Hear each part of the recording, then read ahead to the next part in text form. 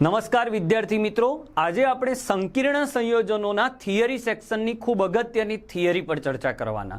આના પછીનો વિડીયો એના એમસીક્યુ પર ચર્ચા કરીશું. તો ચાલો શરૂ કરીએ. પ્રથમ થિયરી બહુ જ ઇમ્પોર્ટન્ટ, તમે સાંભળેલી જશે, આ બહુ અગત્યની થિયરીમાં ગણાય. વર્નરનો સિદ્ધાંત, એની અભિધારણાઓ. એમાં બે શબ્દો ઉપર આપણે લખવાનું હોય છે. બે શબ્દો કયા છે? એક છે પ્રાથમિક સંયોજકતા અને બીજી છે તમારી દ્વિતીયક સંયોજકતા. તો પ્રાથમિક અને દ્વિતીયક સંયોજકતા શું છે? એક ઉદાહરણથી આપણે સમજીએ કે અહીંયા આપણે જોઈ શકીએ છીએ આ એક અણુ છે. એ અણુની અંદર જે ધાતુ પરમાણુ હોય, મતલબ કે એનો જે ઓક્સિડેશન આંક મળે એને તેની પ્રાથમિક સંયોજકતા કહેવાય. એટલે ઓક્સિડેશન આંક આમાં કેટલો થાય? તો એમોની આપણે જાણીએ છીએ ઓક્સિડેશન આંક એનો 0 હોય, તટસ્થ અણુ. આ -1 Cl હોય એવા 3 વાર, એટલે આ -3. તો સીધી વાત છે, કોબાલ્ટનો ઓક્સિડેશન આંક સીધો થઈ જશે +3. તો આ જ તમારો કહેવાશે પ્રાથમિક સંયોજકતા. ઓકે, હવે કોબાલ્ટ પર +3 કોના લીધે આવ્યો? તો ઋણાયનના લીધે. તો બીજો મુદ્દો લખાય, પ્રાથમિક સંયોજકતા એ ઋણાયન દ્વારા સંતોષાય. એ ઋણાયન કૌંસની બહાર એટલે કે પ્રત્યાયનમાં હોય તો પણ ચાલે, અને કૌંસની અંદર હોય તો પણ ચાલે. ઇન શોર્ટ, ઋણાયન જોઈએ પ્રાથમિક સંયોજકતા. એનાથી અણુના આકાર વિશે કોઈ માહિતી મળતી નથી, એટલે અદિશ ગુણ કહેવાય. ચાલો હવે બીજો પોઈન્ટ એમાં જ. દ્વિતીયક સંયોજકતા શું છે? તો દ્વિતીયક સંયોજકતા એ સવર્ગાંક છે. સવર્ગાંક છે એ લિગેન્ડ દ્વારા સંતોષાય, એનું આયનીકરણ ના થાય, એટલે આ બિન આયનીય સંયોજકતા કહેવાય, આ આયનીય સંયોજકતા કહેવાય. ઓકે, જેમ કે આની દ્વિતીયક સંયોજકતા આપણે વિચારીએ તો કેટલી થાય? તો અહીંયા લિગેન્ડ કેટલી વાર છે? 6 વાર. તો આની દ્વિતીયક સંયોજકતા થશે 6. ઓકે, તો તફાવતમાં પણ લખી શકાય, અભિધારણામાં પણ લખી શકાય, એકાદું ઉદાહરણ લઈ શકાય. બહુ જ આઈએમપી થિયરી. ચાલો નેક્સ્ટ થિયરીની ચર્ચા કરીએ. હવે આપણે જે પોઈન્ટ ભણવાના છીએ એ ખૂબ જ ઇમ્પોર્ટન્ટ છે, કારણ કે એનાથી આપણને આખા પ્રકરણ વિશેની માહિતી મળશે કે લિગેન્ડ એટલે શું. તો લિગેન્ડ એટલે શું ભાઈ? તો લિગેન્ડ એટલે ધાતુ પરમાણુને જે ભાગ પોતાનો ઇલેક્ટ્રોન યુગ્મ આપે છે તે ભાગને લિગેન્ડ કહેવાય. એટલે એક ટ્રીક યાદ રાખો, દાબેલું, દાબેલું અને પાછળ લાગશે લી, દાબેલુલી. યાદ રાખીશું. દાબેલું, દા એટલે દાન કરે, લુ એટલે લુઈસ, બે એટલે બેઝ અને લી એટલે લિગેન્ડ. દાન કરે બેઝ હોય, લુઈસ અને લિગેન્ડ. લિગેન્ડ એ પોતાના ઇલેક્ટ્રોન યુગ્મનું દાન કરશે એટલે એને લિગેન્ડ કહેવાય. લિગેન્ડ બે પ્રકારે, આમ તો મુખ્ય 3 પ્રકાર, અણુ કે ઋણાયન કે ક્યારેક ધન આયન હોઈ શકે. એ લિગેન્ડનો જે ભાગ, જે પરમાણુ ઇલેક્ટ્રોન યુગ્મનું દાન કરે છે તે પરમાણુને શું કહેવાય? તો તે પરમાણુને કહેવાય દાતા પરમાણુ. જેમ કે આપણે જોઈએ આ પાણી છે, તો પાણીમાં ઓક્સિજન એ ઇલેક્ટ્રોન યુગ્મનું દાન કરે તો એને દાતા પરમાણુ કહેવાય. એ દાતા પરમાણુની સંખ્યાને શું કહેવાય? એની દંતીયતા કહેવાય. તો પાણીમાં એક જ ઓક્સિજન છે જે ઇલેક્ટ્રોન યુગ્મનું દાન કરી શકે છે, માટે તે એક દંતીય છે. જેમ કે આપણે બીજા પણ જોઈએ, અહીંયા કેટલાક દ્વિદંતીય પણ જોઈ શકાય. ચાલો, દ્વિદંતીય, બહુદંતીય, ત્રિદંતીય. તો દ્વિદંતીયમાં શું હશે? તો દ્વિદંતીયની અંદર 2 પરમાણુ એવા હશે, જેમ કે આ છે ઇથિલિન ડાયમાઇન. તો આમાં 2 દાતા પરમાણુ છે જે ઇલેક્ટ્રોન યુગ્મનું દાન કરી શકે છે, એટલે કહી શકાય કે આ દ્વિદંતીય. જે અણુમાં આવા 3 હોય, જેમ કે પીટીએન છે, અહીંયા આપણે દર્શાવ્યો પીટીએન, તો પીટીએનમાં આવા 3 નાઇટ્રોજન હોય. ટી શબ્દ છે એટલે ટ્રાય અમાઇન, 3 નાઇટ્રોજન છે, માટે કહી શકાય કે તે ત્રિદંતીય છે. ખૂબ જ આઈએમપી એક બીજો પોઈન્ટ છે, તમને ખ્યાલ હશે, અને એ છે ષટદંતીય. કોઈ પણ ભોગે એ તૈયાર કરી દેવાનો, 2 માર્ક્સ માટે ખૂબ જ આઈએમપી છે. ષટદંતીયનો મતલબ શું થાય?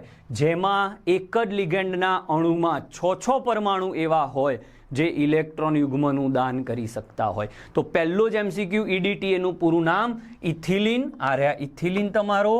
ઓકે, ડાયમાઇન એટલે 2 વાર નાઇટ્રોજન, બરાબર. પછી વાત આવે છે ટેટ્રા એસિટેટ. ટી નો મતલબ થાય ટેટ્રા, એનો મતલબ એસિટેટ. તો આમાં કેટલા દાતા પરમાણુ છે, કયા કયા? તો આમાં એક આ, બીજો આ, બે, અહીંયા 3, 4, 5 અને 6.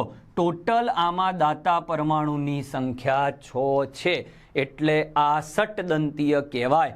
અને જેટલી દંતીયતા હોય એનાથી એક ઓછી રીંગ બનાવે. જેમ કે દ્વિદંતીય લઈએ તો એ રીંગ કેટલી બનાવે ધાતુની આસપાસ? તો 1. બરાબર. ત્રિદંતીય લો તો 2, ષટદંતીય લો તો 5 રીંગ. અને જેમ રીંગની સંખ્યા, વલયની સંખ્યા વધે એમ એ સંકીર્ણની સ્થાયીતા વધે છે. તો આઈએમપી એક આ તમારે કરી દેવાનો છે. એક અણુ 6 ઇલેક્ટ્રોન યુગ્મ દાન કરે એટલે બંધ કેટલા બને? 6 બને. દ્વિતીયક સંયોજકતા કેટલી સંતોષાય? 6. ચલો કેટલાક સરસ પ્રશ્નો લઈને આપણે આને સમજવાનો પ્રયત્ન કરીએ. અહીંયા તમે જોઈ શકો છો, આ કોષ્ટકનો તમે સ્ક્રીનશોટ પણ લેજો. બહુ ક્લાસિક આમાંથી એમસીક્યુ નીકળે એવા છે. તમને આ અણુ આપ્યો હોય તો કે આની પ્રાથમિક સંયોજકતા કેટલી? તો પ્રાથમિક સંયોજકતા એટલે ઓક્સિડેશન આંક. તો આમાં એફીનું ઓક્સિડેશન આંક ગણો તો અહીંયા 4 વાર કે છે અને 6 વાર CN. એટલે આ -6 થાય. બરાબર. આ તમારો -6 અને આ તમારો +4. એટલે તમે જોઈ શકો છો તો આનો જવાબ આવશે +2. તો એ +2 જે આવ્યો એ તમારો પ્રાથમિક સંયોજકતા. દ્વિતીયક સંયોજકતા એનો સવર્ગાંક છે. તો સવર્ગાંક અહીંયા 6 છે. ઓકે. આયનોની સંખ્યા કેટલી? તો આ કે 4 વાર અને આખો કૌંસ 1 વાર 5 આયનોની સંખ્યા. અહીંયા જુઓ તો પાણી 2 વાર, એક દંતીય લિગેન્ડ 2 વાર, દ્વિદંતીય લિગેન્ડ 2 વાર, દ્વિદંતીય 2 વાર. એટલે આના લીધે સવર્ગાંક તમને 4 મળે, 2 ના સમજતા. અને આના લીધે 2 એટલે 4 ને 2 6. આ ખાસ ધ્યાન રાખજો, સવર્ગાંક નક્કી કરવામાં દંતીયતા ધ્યાનમાં લેવી પડે. તો આ રીતે આખું કોષ્ટક સોલ્વ કરજો. બહુ જ ઇમ્પોર્ટન્ટ કોષ્ટક છે. ચાલો હવે થોડીક બીજી થિયરીઓની ચર્ચા કરીએ. નામકરણ બહુ લાંબો ટોપિક છે એટલે પછી ચર્ચા જાતે પણ તમે કરી શકો એવો પોઈન્ટ છે. હવે એક અગત્યની થિયરી આપણે વાત કરી લઈએ. એ છે એના જે વીબીટી છે, કેવી રીતે આ અણુ રચાય છે એની એક સરસ થિયરી તમારી સામે મૂકું છું. એના દ્વારા તમને કમ્પ્લીટ ખ્યાલ આવી જશે કે કેવી રીતે બંધ બને. તો આ તમારી સામે એક પેજ છે, એનો સ્ક્રીનશોટ લઈ લેજો. બહુ સુપર પેજ છે. 2 પ્રકારના સંકીર્ણ સંયોજનો આપણી પાસે હોય છે. કા સવર્ગાંક 4 વાળા મોસ્ટલી અને સવર્ગાંક 6 વાળા. જો સવર્ગાંક 4 વાળા હોય તો એમાં કયા 2 સંકરણ શક્ય છે? સવર્ગાંક 4 વાળામાં સંકરણ થાય DsP2 અથવા sp3. જો લિગેન્ડ પ્રબળ હોય, કયા લિગેન્ડ પ્રબળ ગણાય બોર્ડ ઉપર લખેલા છે, કયા નિર્બળ ગણાય એ પણ લખેલા છે. ઓકે. આમાં ઘણા અપવાદો છે પણ આજના લેક્ચરમાં NCERTની વાત ચાલે છે એટલે આપણે એ પૂરતી વાત કરીશું. આ સ્ટ્રોંગ હોય તો DsP2 સંકરણ sp3. DsP2 અને sp3માં આકાર અલગ પડે. DsP2માં સમતલીય સમચોરસ આકાર બને અને sp3માં તમારો સંકરણ સમચતુષ્ફલક. જો સવર્ગાંક 6 હોય તો તમારે જોવાનું D2sp3 કા sp3d2. D2 એટલે અંદરની ડી કક્ષક જો વપરાય છે, જો અંદરની ડી કક્ષક તમે વાપરો છો તો ધ્યાન રાખજો કે એને આંતર કક્ષક સંકીર્ણ કહેવાય. અને બહારની ડી કક્ષક વપરાય તો એને બાહ્ય કક્ષક સંકીર્ણ કહેવાય છે.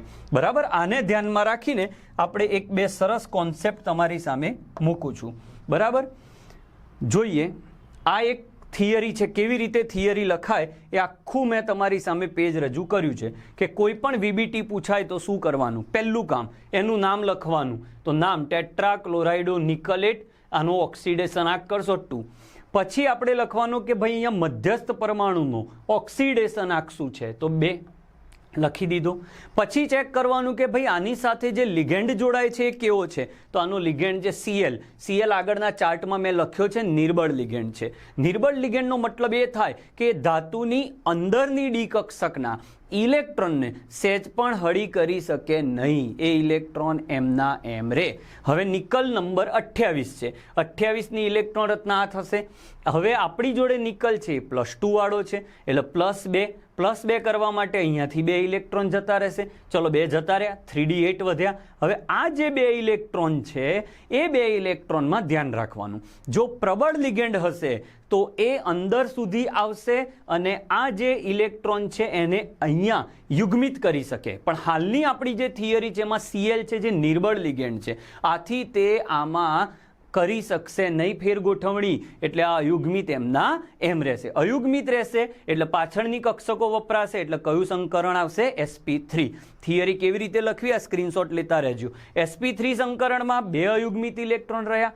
અયુગ્મિત ઇલેક્ટ્રોન છે એટલે સમજી જાઓ કે આની અંદર અનુચુંબકીય ગુણ હોય. જો બધા ઇલેક્ટ્રોન યુગ્મિત હોય તો એમાં પ્રતિચુંબકીય ગુણ હોય. ઓકે, આકાર sp3 માં સમચતુષ્ફલક. 2 ઇલેક્ટ્રોન અયુગ્મિત છે એટલે સ્પિન પણ મળશે સારો એવું. 1 અયુગ્મિત હોય તો 0.5 નો સ્પિન મળે. બરાબર. નેક્સ્ટ જોઈએ. આ જ રીતે કોઈ પણ થિયરી તમે લખી શકો. હવે અહીંયા પ્રબળ લિગેન્ડ છે તો પ્રબળ લિગેન્ડમાં તમારે આ જોવાનું પ્રબળ છે એટલે અહીંયા યુગ્મીકરણ થશે. ઓકે, આ રીતે તમે અન્ય સંકરણો પણ વિચારી શકો છો. આ તો કેવી રીતે થિયરી લખવી એ સમજાય. હવે જેની તમે આતુરતાથી રાહ જોઈ રહ્યા છો એ થિયરીની આપણે ચર્ચા કરવા જઈ રહ્યા છીએ અને એ છે CFT. ઓકે, તો બહુ જ super theory CFT, crystal field theory. Okay, તો જોઈએ. આ તમે બહુ જ રાહ જોઈ રહ્યા છો આના વિશે કે ક્યારે સાહેબ આવે. તો CFT જે થિયરી છે એ શેના પર છે? બહુ જ IMP મુદ્દા સ્ક્રીનશોટ જોડે લેતા રહેજો. બહુ કલરફુલ તમારા માટે PDF બનાવી છે.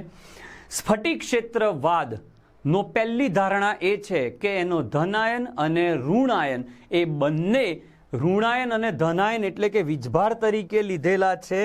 એવું ધારવામાં આવ્યું છે કે ધાતુને ધનાયન લઈએ અને લિગેન્ડને ઋણાયન લઈએ એટલે થાય શું? તો ધનાયન અને ઋણાયન વચ્ચે પ્રબળ આકર્ષણ બળ રચાય એટલે આયનીય બંધ બને એવું આમને ધારી લીધું છે. સાચું નથી, ધારી લીધું છે. ક્રિસ્ટલ ફિલ્ડ થિયરીની અંદર ધારણા આટલી છે જે મેં કીધી. હવે સ્ફટિક ક્ષેત્ર વિપાટન એટલે શું? તો જ્યારે લિગેન્ડ ધાતુની નજીક આવે ત્યારે શું થાય? તો લિગેન્ડના ઇલેક્ટ્રોન યુગ્મ અને ઓલરેડી ધાતુની ડી કક્ષકમાં જે ઇલેક્ટ્રોન છે એમની વચ્ચે અપાકર્ષણ થાય અને અપાકર્ષણના લીધે જે ધાતુની ડી કક્ષકો છે એ તમે અહીંયા જુઓ. ધાતુની જે ડી કક્ષકો છે જે પહેલા સમશક્તિક હતી, હવે લિગેન્ડના આવવાથી એમાં ક્ષેત્ર વિપાટન થાય. અપાકર્ષણના લીધે હવે ધાતુની ડી કક્ષકો પોતાનું સમશક્તિત્વ જાળવી શકતા નથી. એટલે 3 કક્ષકો જે અક્ષની વચ્ચે ઉપર છે, આ ડી x2y2 dz2, આ 2 કક્ષકો પર લિગેન્ડ વધુ અપાકર્ષણ કરે છે. કારણ કે લિગેન્ડનું એટેક તમે અહીંયા જો મેં બતાવેલું છે કે લિગેન્ડ કઈ અક્ષ ઉપર એટેક કરે તો ML6માં XYZ અક્ષ ઉપર એટેક કરે છે. એટલે અક્ષની ઉપર જે ડી કક્ષકો છે એ કક્ષકો વધારે અપાકર્ષણ અનુભવશે, જેને ઇજી કક્ષકો કહેવાય. ઉપર લઈ લીધી. અને બાકી 3 કક્ષકો વધી XY, YZ અને ZX. એની આકૃતિ 11માં છે. અક્ષની વચ્ચે છે એટલે લિગેન્ડે તો અક્ષ પર આક્રમણ કર્યું, તો અક્ષની વચ્ચે જે છે એમાં અપાકર્ષણ ઓછું થશે, એની ઉર્જા ઘટી જશે, જેને T2G કહેવાય. 2 વચ્ચેના અંતરને ડેલ્ટા O કહેવાય અને એ ડેલ્ટા ઓના આધારે તમે જોઈ શકો છો અહીંયા ડેલ્ટા O છે 2/5, 3/5. ઓકે, એટલો ગેપ પડે કારણ કે ટોટલને 5 ભાગમાં વહેંચ્યા. 2 કક્ષકો ઉડી ગઈ એટલે 2/5, ઉપર 3 ઉડી ગઈ એટલે 3/5. ક્લિયર? હવે આ જે ડેલ્ટા O છે એ વધારે હશે કે ઓછો હશે? એ કઈ વસ્તુ પર આધાર રાખશે સાહેબ? તો એ જ વાત છે, એ લિગેન્ડની પ્રબળતા પર આધાર રાખશે. જો લિગેન્ડ પ્રબળ હશે તો એ વધારે સ્પ્લિટિંગ કરી શકશે, ક્ષેત્ર વિપાટન વધારે કરી શકશે.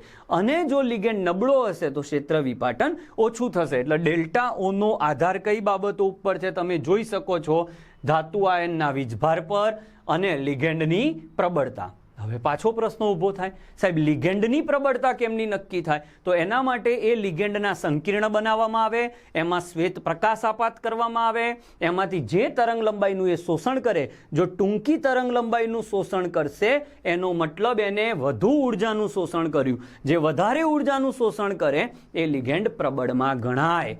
એ રીતે સ્પેક્ટ્રોકેમિકલ સિરીઝ રચાઈ. એને યાદ રાખવાની ટ્રીક પણ આપણે અહીંયા લખેલી છે, જોઈ લો, સ્ક્રીનશોટ લઈ લેજો ખાસ, કેવી રીતે સ્પેક્ટ્રોકેમિકલ સિરીઝ મોઢે થાય. ઓકે, હવે આમાં ચોથો ઇલેક્ટ્રોન ભરવાની ચર્ચા કરી. આ સરસ એના MCQ છે. જવાબમાં સેજ આ ભૂલ છે, ગ્રેટર ધેન છે, લેસ ધેન કરી લેજો. ચલો ચોથો ઇલેક્ટ્રોન ક્યાં ભરાય? તો ત્રીજો 3 ઇલેક્ટ્રોન ક્યાં ભરાય? 1 2 3 નીચે. ચોથો ક્યાં ભરાય? ઉપર જશે કે નીચે? જો લિગેન્ડ પ્રબળ હશે તો ગેપ મોટો હશે, તો ચોથો ઇલેક્ટ્રોન ઉપર કૂદકો મારી નહીં શકે, નીચે થશે. એટલે નીચે 1 2 3 4 થશે, અયુગ્મિત 2 રહેશે. પાંચમો આવ્યો તો નીચે, એટલે લિગેન્ડ પ્રબળ હશે તો સ્પિન નીચા થશે, અને લિગેન્ડ ઉપર હશે તો સ્પિન ઊંચા થશે. લિગેન્ડ નિર્બળ હશે તો ઇલેક્ટ્રોન ઉપર જશે, સ્પિન નીચા થશે. ચતુષ્ફલકમાં આ જ રચના બિલકુલ ઊંધી છે. બરાબર, જોઈ લેજો. તો આ એક ગજબની થિયરી છે, ઇમ્પોર્ટન્ટ થિયરી છે. તમારે આના પેજના સ્ક્રીનશોટ લેવા હોય તો લાસ્ટ 1 મિનિટ સ્ક્રીનશોટ આપ લઈ શકો છો. ઓકે, ચાલો નેક્સ્ટ. ઓકે, સ્ક્રીનશોટ લઈ લેજો, પછી તમારે રીડિંગમાં કામમાં આવશે. આમાં છે સુધારો છે, કરી લેજો.